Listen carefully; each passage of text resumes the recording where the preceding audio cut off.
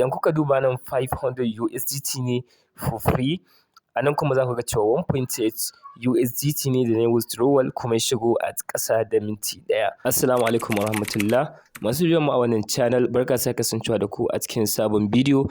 A cikin wannan bidiyo na kawo muku wani sabon platform wanda na saba kawo muku irinsa.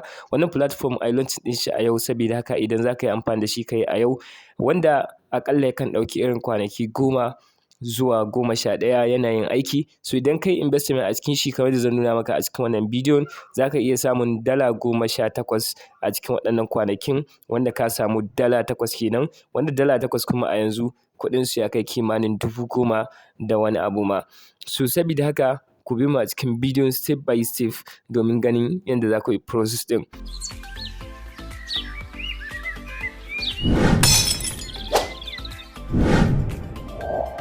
HIKIMA FASAHA TV.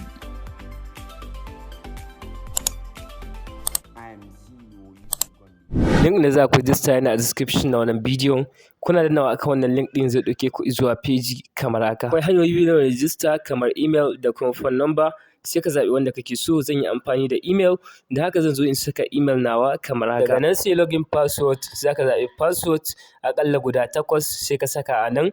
Kana saka password naka, daga nan kai ƙasa kai confirming na password. Bayan kai confirming na password, kai tsaye a ƙasa za ka ga invitation code wato referral code. To ka kammala kenan, sai ka danna akan wannan button na sign off. Kana yin sign off page zai kawo maka kenan. Za ka iya karanta wannan, kuma ko kai tsaye za ka yi dannawa akan I agree akan ƙasa. Kana dannawa za ka ga yayi disappear, ma'ana ya ɓace daga nan. Sai ka zo ka danna akan wannan lucky draw ɗin, za ka iya winning na 0.5 USDT for free. So sai ka danna shi. So yana tsayawa za ka ga cewa ka yi winning na wani $. Sai dai wannan dalan shi ma ba iya withdraw ɗin shi za ka yi ba.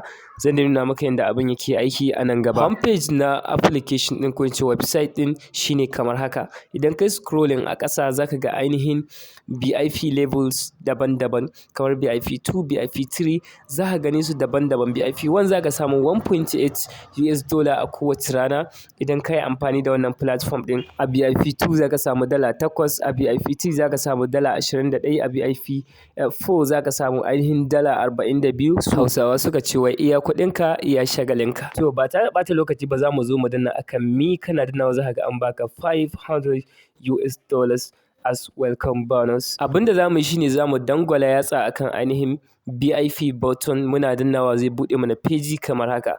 Idan kuka duba za ku ga cewa BIP 1 aƙalla za ka saka USDT 510. So kun ga an bamu 500 for free.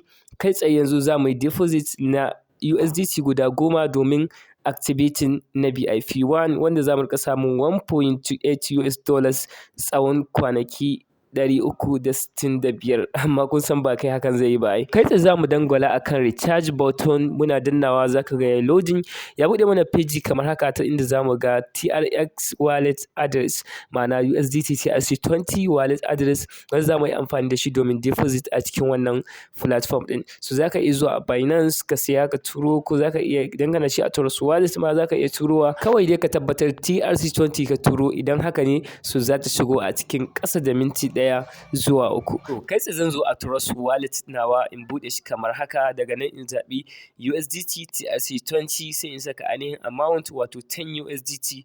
Daga nan sai in yi ainihin dannawa in tura. So bayan na transfer, idan na dawo na danna akan completed, recharge completed, za ku gano wannan saƙon, kuma kai tsaye ya koma da ni akan home page. So daga nan idan na danna akan mi, za ku ga ainihin wannan $10 nan ya hau akan dashboard, da kuma 0.5 USDT da na samu a lokacin lucky draw.